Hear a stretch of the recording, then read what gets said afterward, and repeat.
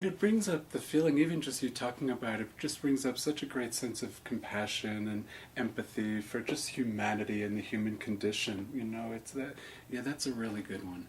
I make up that if you do imagine that everyone's enlightened except for you, then you're probably pretty enlightened when you're doing that. Yeah, there you go. Exactly. Someone told me once that if I would imagine that anybody that I meet, that I would have a judgment about or their situation or what's going on in their life in that moment, that if I can imagine that I was seeing out of their filter, that I saw everything they saw on their movie screen from the time they were born until the time I met them in that moment, that I would probably be having exactly the same experience. Your next one, Mitch. Let's see, I'm going to pick out a good one here. Oh, this is a really good one. Practice random acts of kindness. Oh, yes.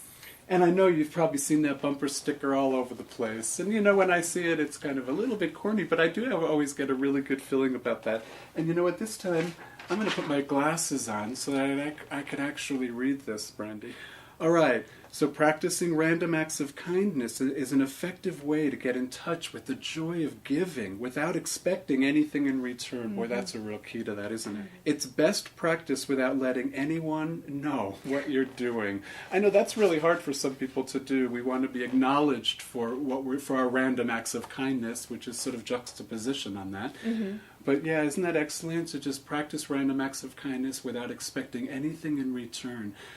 Feels good just saying that. It sure does, and we have a clip of, his name is Juan Man, who's doing beautiful random acts of kindness by hugging others just out in public. You can see that he goes through a little bit of clash with the law about being able to... There's some controversy about him being able to hug and how he overcomes that, so we can hug freely and just bring some joy to some other folks. That's what's so great about the video, how other people respond, and it's so uplifting. It's such a great uplifting video. So, boy, that's a feel-good video, isn't it? I really like that. Hugs, yeah, free hugs, yay. And I love it. At the end, he even gives a hug to the policeman that after signing the petition. So that's good.